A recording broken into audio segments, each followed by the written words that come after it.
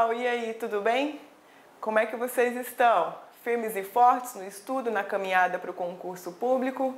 Vamos hoje juntinhos na sequência no estudo da legislação penal especial. Na aula de hoje, pessoal, nós vamos estudar sobre a lei de drogas, uma lei penal especial que possui uma incidência de cobrança nas provas de concurso extremamente grande, e vamos sempre pautando aqui pelos aspectos mais importantes, por aquilo que tem sido cobrado nas provas de concurso público. Lembrando que a lei de drogas, ela é uma lei equiparada, a um crime hediondo, a lei dos crimes hediondos, e que, portanto, ela recebe um tratamento de como se fosse hediondo, tá? Mas ela é equiparado. Nós vamos estudar, inclusive, que não são todos os crimes equiparados a hediondos que estão inseridos na lei de drogas. Nós vamos separar aqueles crimes que efetivamente possuem um tratamento equiparado, equivalente a de um crime hediondo, ao de um crime que está inserido naquele rol lá da Lei 8.072/90, tá? Lembrando que nós nunca podemos dizer que, por exemplo, tráfico de drogas é um crime hediondo. Não, tráfico de drogas, por exemplo, é um crime equiparado a hediondo, ou seja, embora não seja hediondo, recebe um tratamento equiparado àquele de crime hediondo, tá? Isso sempre tem sido cobrado em provas, então não custa a gente ficar alerta com relação a esse detalhe, ok? Então veja que na aula hoje, na aula de hoje nós vamos priorizar aqui o aspecto material da lei, os crimes propriamente ditos. E depois, no segundo bloco, na parte 2, nós vamos tratar do procedimento dessa lei especial. Por isso, inclusive, muitos doutrinadores dizem que a lei de drogas é uma lei híbrida, justamente porque ela traz aspectos materiais vinculados aos tipos penais incriminadores, aos crimes propriamente ditos e também aspectos procedimentais, na medida que possui um rito para processo e julgamento diferenciado daquele que está inserido ali no Código de Processo Penal, ok?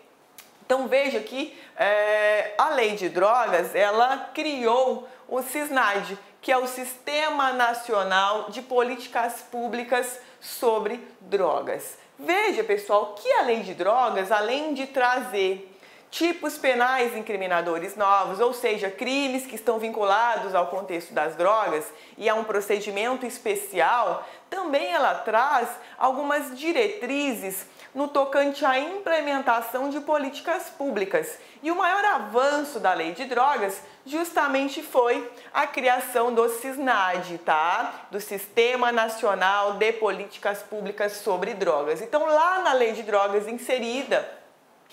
inseridos na lei de droga, nós temos algumas disposições legais que fixam diretrizes com relação a outros aspectos que não penais e processuais penais, ou seja, além de trazer crimes e procedimentos especiais para o processo e julgamento desses determinados crimes, a lei também traz uma regulamentação no tocante a outros aspectos administrativos, por exemplo, como é o caso da regulamentação do SISNAD, ok? Então veja que ela é uma norma penal, uma lei, um dispositivo legal que, em regra, é completo, na medida em que traz toda a sistemática que se faz necessária para o processo e julgamento de uma conduta que é praticada no contexto de drogas. A gente vai ver apenas uma peculiaridade daqui a pouco com relação à lei de drogas, mas em regra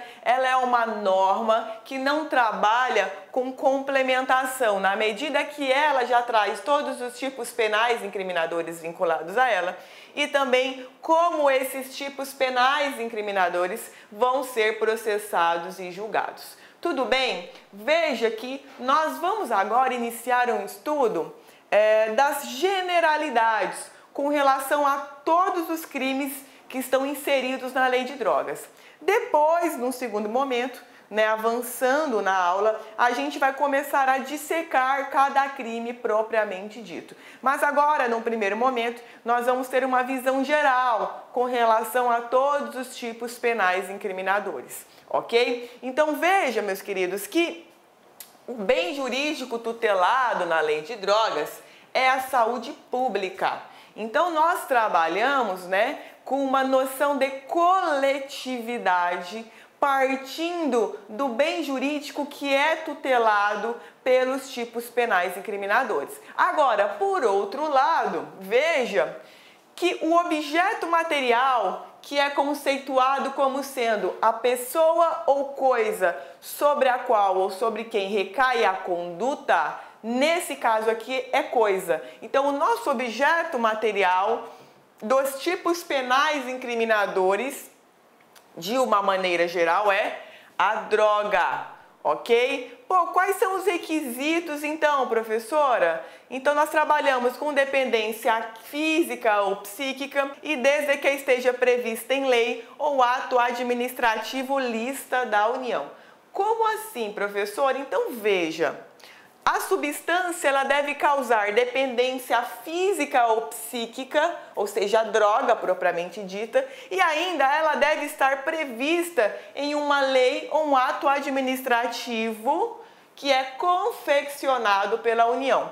No nosso caso, esse ato administrativo está nessa portaria aqui do Ministério da Saúde, portaria 344. Essa portaria, meus queridos, ela disciplina quais são aquelas substâncias consideradas como sendo drogas, tá? E ela é atualizada continuamente. Então, o tempo todo essa portaria, ela é atualizada através de um ato administrativo, seja para inserir novas substâncias que causam essa dependência física ou psíquica, seja para extrair essas substâncias que causam dependência física ou psíquica. Então veja que o complemento, né, o que é droga? A própria lei de drogas em si, ela não traz um conceito legal de droga. Ela cuida simplesmente de substância que causa dependência física ou psíquica que esteja inserida nessa portaria. Então veja que o conceito de droga, o que é ou o que deixa de ser droga, não está inserido na própria lei de drogas. Nós buscamos essa informação de uma outra disposição normativa, no caso ato administrativo, que é essa portaria do Ministério da Saúde. Veja que por isso nós denominamos a hipótese de norma penal em branco heterogênea. Então veja vocês, só para a gente lembrar um pouquinho sobre teoria do crime, que normas penais em branco são aquelas normas que de alguma maneira necessitam de uma complementação.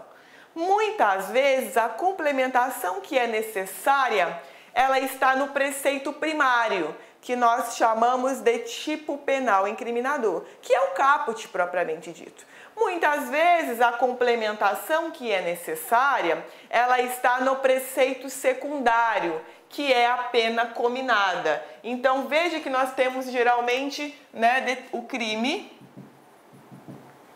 o verbo aqui do tipo verbo nuclear,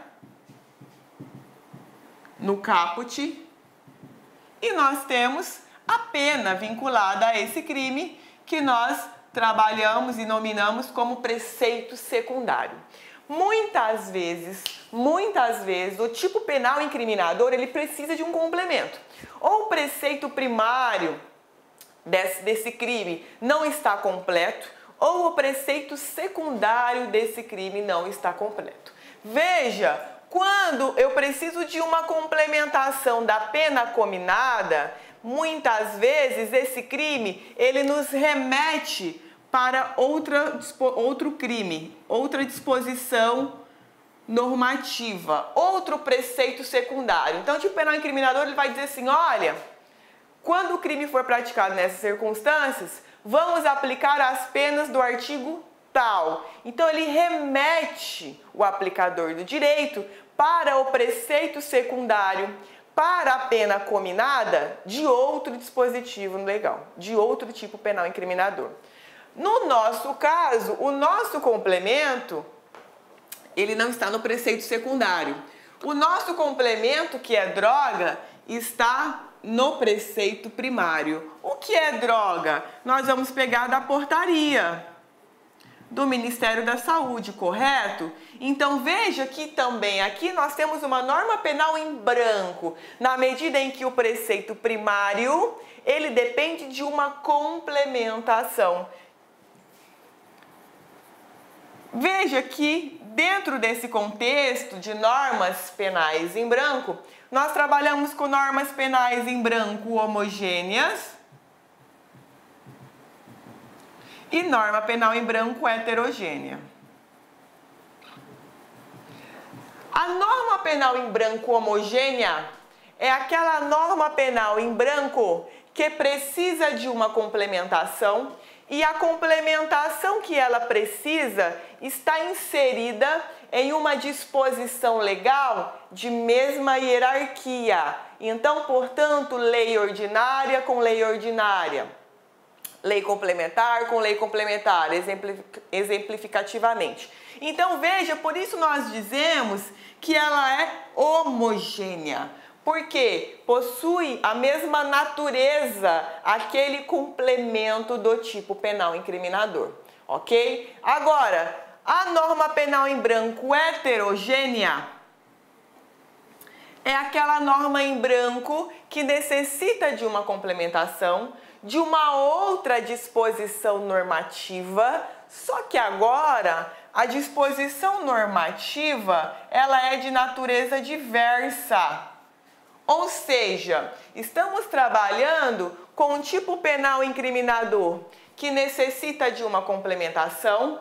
Esse tipo penal incriminador é uma lei ordinária, é a lei de drogas. Veja que o complemento dela é uma disposição normativa de outra natureza, porque é um ato administrativo, é uma portaria. Então, veja que o complemento da norma penal em branco, ou seja, exemplo, vender drogas, substância que causa dependência física ou psíquica. Vender drogas. O que é droga? A droga está aqui na portaria. Portaria tem a mesma natureza normativa que a lei de drogas? Não. Portaria é um ato administrativo. Então, nós estamos diante de uma norma penal em branco, preciso de complementação, mas a minha complementação é de outra natureza normativa, ok? Por isso que nós dizemos que na lei de drogas nós trabalhamos com norma penal em branco heterogênea, na medida em que o conceito legal de droga está inserido em uma disposição normativa de natureza diversa, tá? Então, primeiro detalhe, norma penal em branco heterogênea.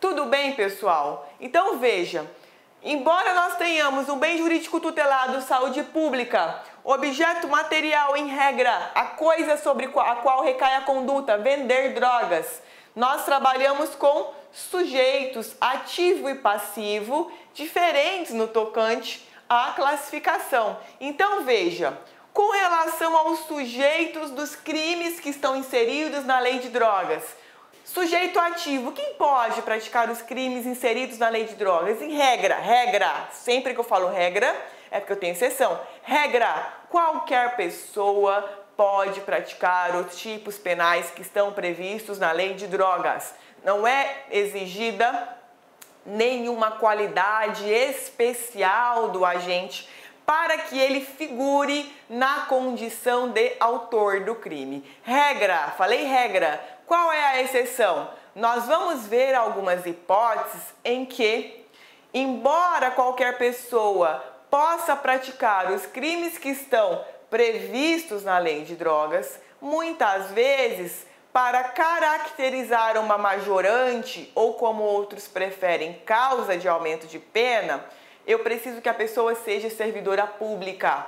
Então veja que nessa hipótese, essa qualidade especial do agente, ou seja, servidor público que pratica uma conduta descrita como criminosa na lei de drogas, para que funcione essa majorante, obrigatoriamente eu preciso ostentar a condição de servidor público. Mas veja que isso é uma exceção quando necessário para configurar o quê? A majorante. Nós temos uma outra exceção, inclusive, que é a modalidade culposa. Lá também nós vamos tratar do crime próprio, mas não é a regra que permeiam os crimes descritos na lei de drogas, tá? Em regra qualquer pessoa pode figurar como sujeito ativo do crime. Quando chegar nas majorantes, eu vou voltar nesse tema da qualidade especial, e quando chegar na forma culposa, eu também vou chegar nessa classificação que destoa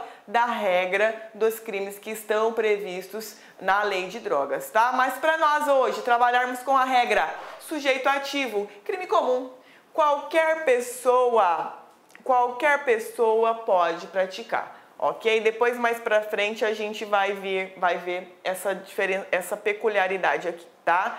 Quem é o sujeito passivo? Quem vai figurar como vítima? A coletividade. Então veja, sempre que a coletividade figurar como vítima, como sujeito passivo do crime, nós dizemos que se cuida de um crime vago, ok? Crimes nos quais o sujeito passivo é a coletividade. Lembra do bem jurídico tutelado nos crimes que estão previstos na lei de drogas? Aliás, os bens jurídicos tutelados, que na verdade se confunde com um só, saúde pública. Saúde pública não é coletivo?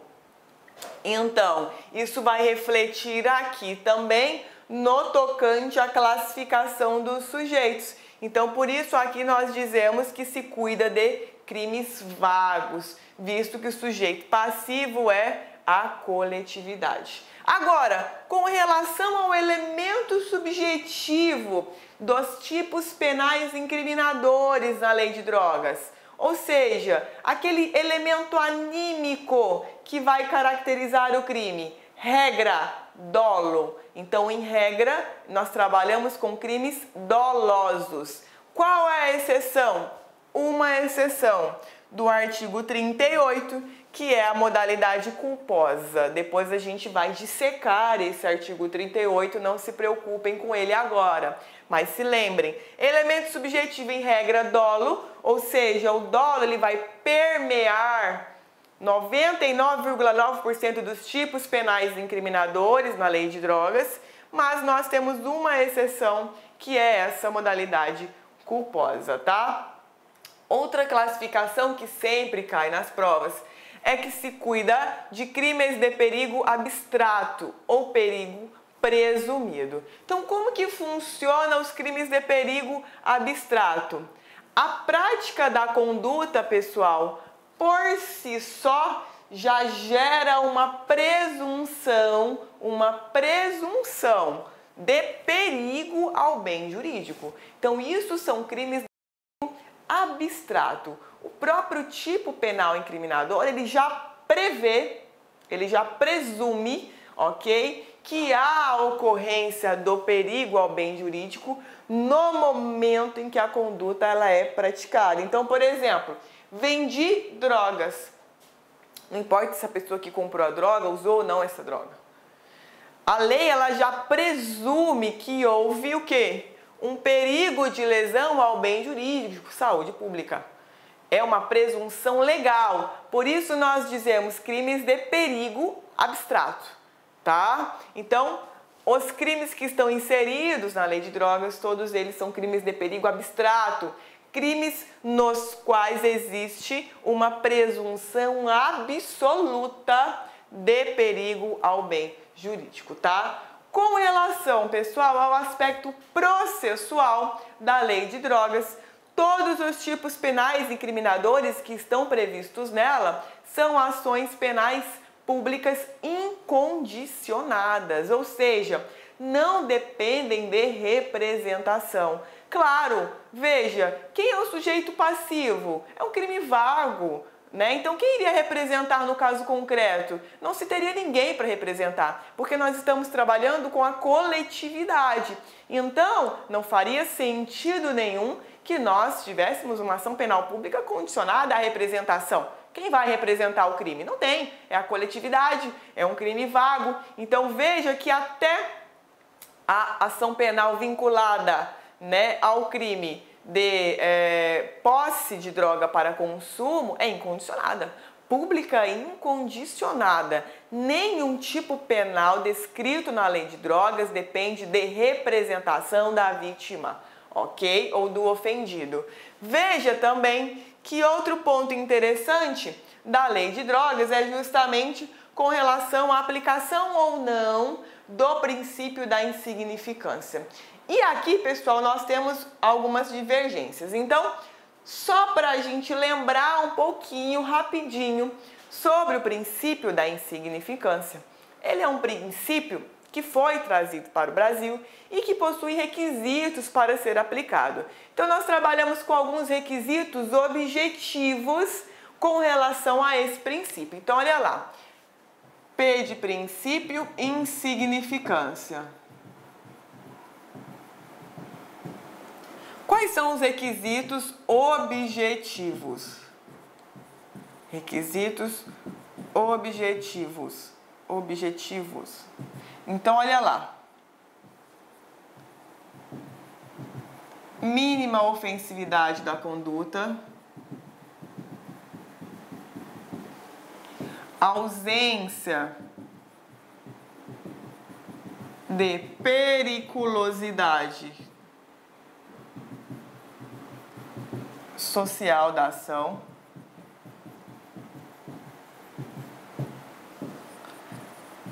Reduzido grau de reprovabilidade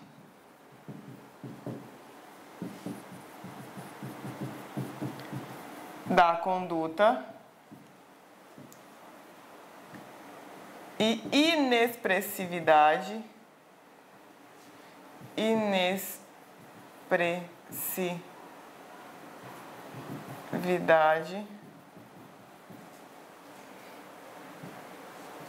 da lesão. Inexpressividade. Ai, gente, o garrancho tá demais hoje. Deus me livre. Mínima lesão. Lesão jurídica inexpressiva, tá? Então, veja, nós trabalhamos com mínima ofensividade, ausência de periculosidade social da ação, reduzido grau de reprovabilidade da conduta, mínima lesão ou inexpressividade, ok? Então, veja, pessoal, que esses são os requisitos objetivos com relação à aplicação do princípio da insignificância. Deu pause? Copiou? Voltou.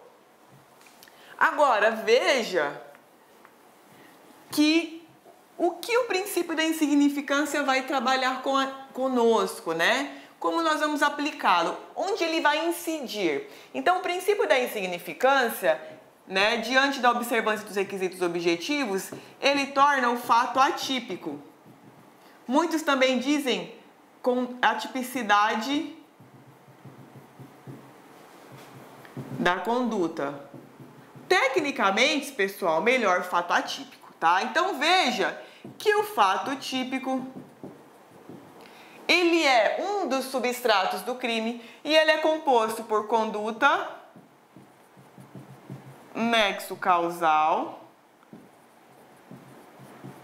resultado, tipicidade. Então, nós teríamos uma separação aqui entre tipicidade formal e tipicidade material. Veja que o princípio da insignificância, ele incide dentro desse elemento aqui, tipicidade. E quando ele incide nesse elemento, Ele desconstitui a tipicidade. Meus amigos, minhas amigas, sou o professor Luiz Antônio de Carvalho e estou aqui para fazer um convite para você, você que acabou de assistir essa videoaula, essa aula demonstrativa aqui do Lá Concursos. Nós temos um curso super competitivo, específico que nós montamos somente com esses professores top de linha que você acabou de assistir, por apenas aí 10 parcelas de R$15 da Polícia Civil do Estado de Maranhão 2017 e 2018. É o melhor custo-benefício da internet. Pode ter certeza absoluta disso. Pode vir, pode se matricular, que você não vai se arrepender. Já ia esquecendo, se você quiser aí fazer o download desse material didático, é só você clicar aqui embaixo, nós temos um link, você vai ser direcionado para o nosso site, faz um cadastro simples, não vai pagar nada não, você pode fazer aí, vai efetuar o download desse material do LAC Concurso, tá certo, meus amigos? Espero vocês, forte abraço, fique com Deus, tchau, tchau. Clique lá.